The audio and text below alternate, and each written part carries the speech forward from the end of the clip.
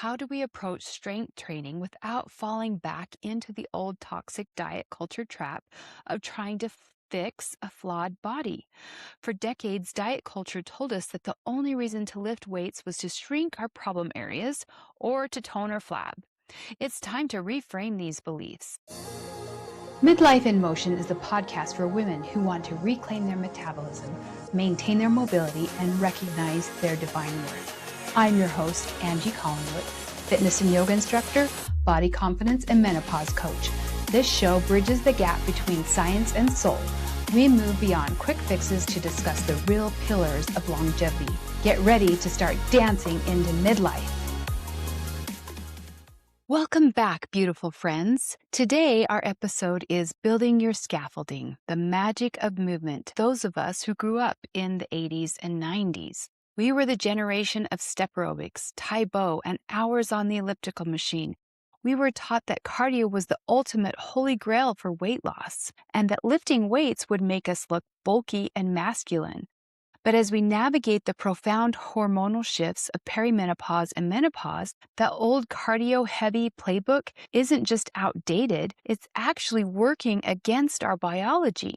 Today, we are diving into the science and soul of strength training. I'm going to explain why building muscle is the absolute best investment you can make for your midlife metabolism, your bone density, and your independence, and why committing to some form of daily joyful movement is the greatest gift you can give your mind and your mood today. We're moving away from punishment and toward the magic of movement. It's time to stop trying to shrink and start building your physical scaffolding. The endorphin connection. Before we talk about dumbbells or bone density, I want to talk about how you are feeling right now. When we treat exercise like a punishment for what we ate or a chore we have to suffer through to change how we look tomorrow, we miss the point entirely.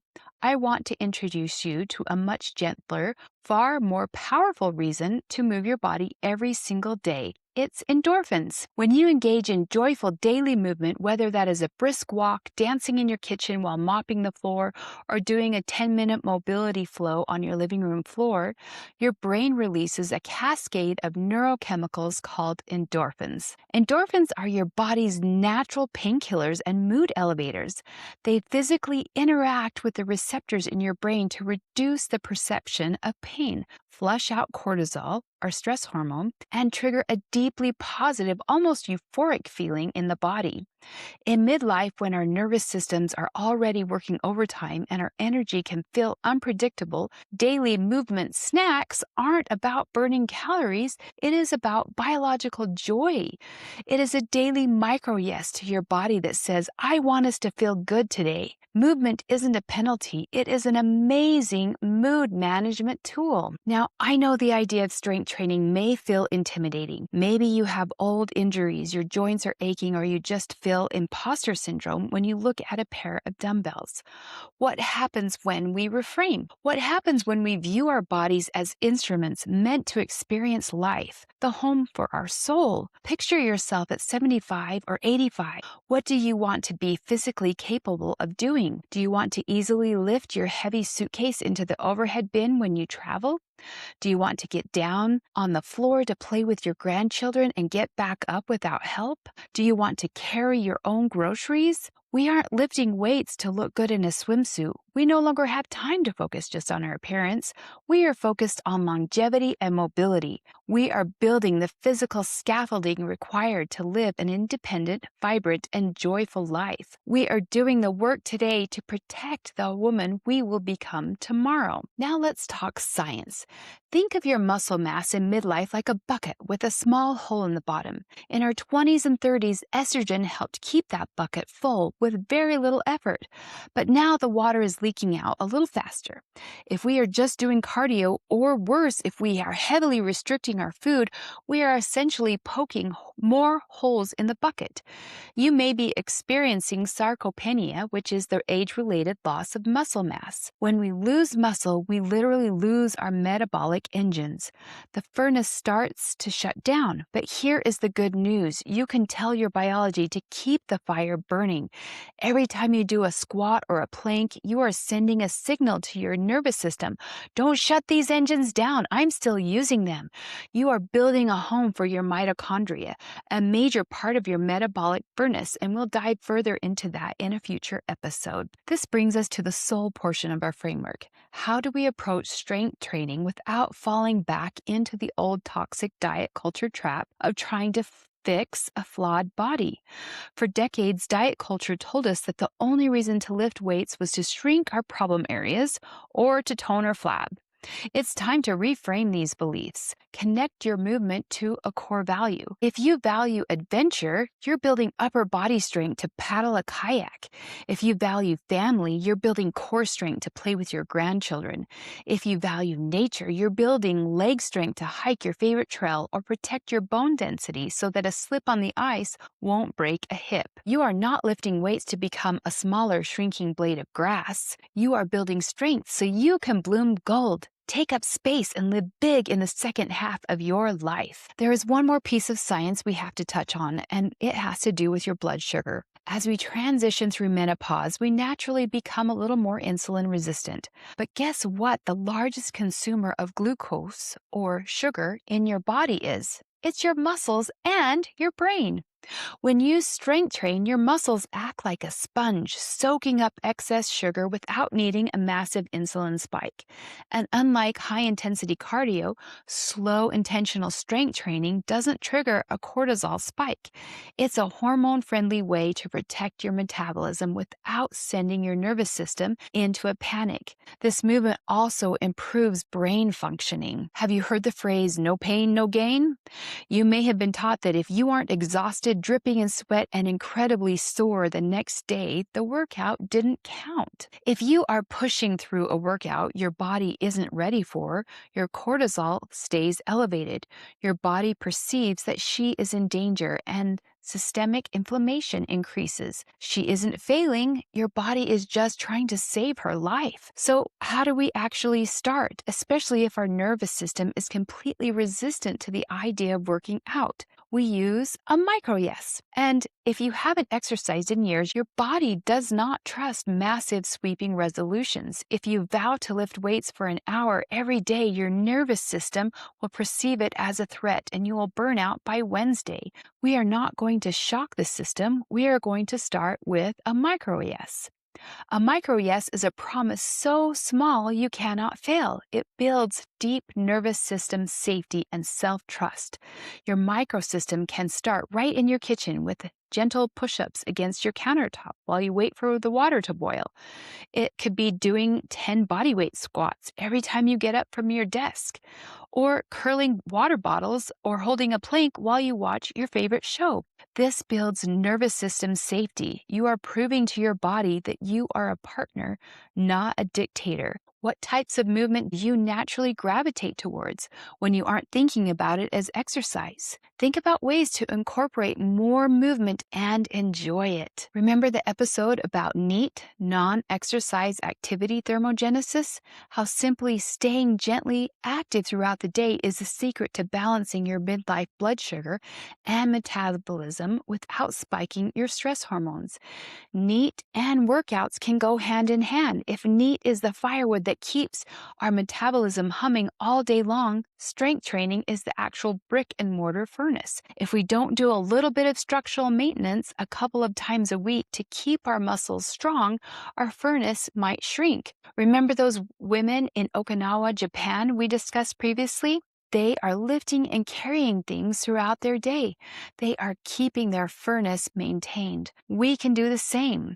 Once you build the habit, your body will eventually crave a heavier load to keep those bones and muscles strong. Make sure that as you increase your load, you are maintaining proper form. So how do you know when a workout has crossed the line from challenging to counterproductive?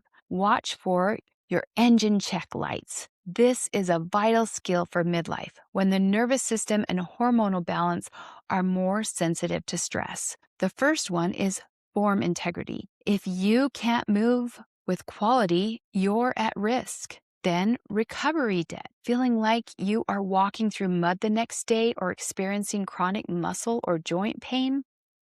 A third one is increased cortisol, being exhausted and unable to sleep because your cortisol is stuck in the on phase. These are your check engine lights to help you know when you've crossed the line. You can also use the traffic light check-in to monitor your workouts. Use this tool before you tie those sneakers.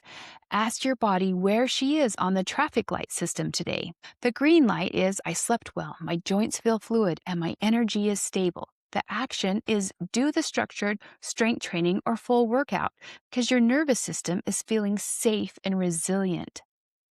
The yellow light. I didn't sleep great. I feel a little stiff and stressed. The action might be to pivot to gentle mobility, yoga, or a brisk walk. Your nervous system is tired, but okay. The red light is I'm running on fumes. Everything aches. I feel emotional and overwhelmed.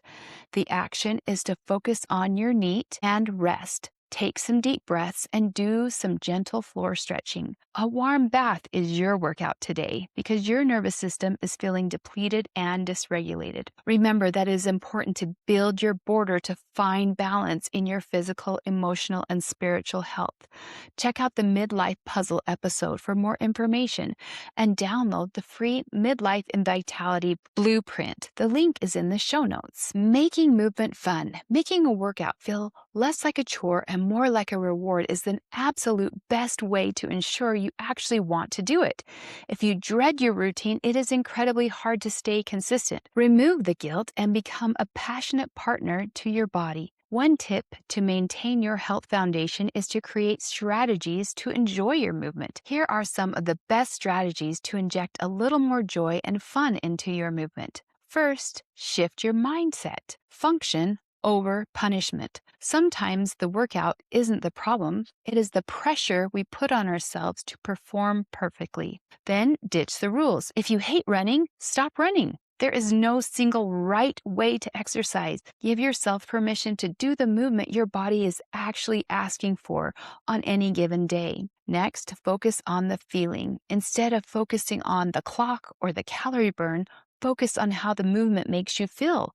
Does the stretch feel good? Do you feel stronger when you lift that weight? Second, try temptation bundling. This is a behavioral psychology trick. Pair something you need to do with something you love. The habit. Make it a habit to listen to your favorite podcast or listen to a gripping audiobook while you are moving. The result, you actually start looking forward to your workout because it becomes your dedicated time to enjoy your favorite entertainment. Third is change your environment. Staring at the same gym wall or basement TV can make movement feel incredibly stagnant. So you might take it outside. Fresh air, changing scenery, and natural sunlight, which is great for your circadian rhythm, instantly boost your mood. Take a hike, walk a new neighborhood, or do some yoga in the park. Ditch the typical gym. If the traditional gym environment feels intimidating, try a completely different setting, like a swimming pool or a dance studio. Head to a place like the Clearfield Aquatic Center, where you can move in a community without the pressure of performative fitness. Fourth, reconnect with play. Think about what you loved doing when you were a kid, before exercise was about burning calories. Skill-based movements. Instead of exercising just to sweat, move to learn a new skill. Try martial arts, hula hooping, roller skating, or a hip hop dance class. Socialize. Invite a friend to play tennis, pickleball, or simply go for a walk and talk. Having a social anchor makes the time fly by. And again, we have a great community of friends at the Clearfield Aquatic Center. So come join us. You might also gamify the experience. Turn your workout into a game or an adventure with a story-driven app or a goal to walk the Appalachian Trail's distance over a course of a few months. Your call to action. First, I want you to find a way to move your body today strictly for the endorphins. Don't track it on your watch. Don't worry about the heart rate zones. Just put on your favorite song, take a walk in the sunshine or stretch on the floor, and let your body feel the joy of moving. If you finish your workout feeling accomplished and full of endorphins, this is a great sign. Second, look at one of your physical goals and rewrite it. Take it from an object goal and turn it into an instrument goal. Remind yourself what beautiful, vibrant life experiences you are building this strength for. Third, find a micro yes for strength training. Connect it to your deepest values and celebrate what your body is capable of doing today. Now, let's create space for your heart and soul. Place your hand over your heart. Take a deep breath in and feel gratitude. Thank your body for the incredible strength she has shown you this week. Give yourself a 20-second hug and embrace your power. I would be so honored and grateful to have you share this with someone you know who needs to hear this powerful message. Until next time, treat your body like a friend.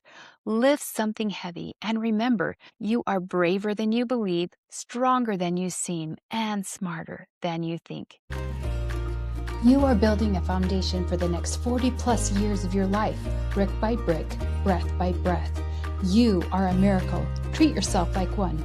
If you know a woman who needs to hear this, please share this episode and remember to subscribe. I'm Angie Collinwood. Keep moving and dancing. This is Midlife in Motion. I'll see you soon.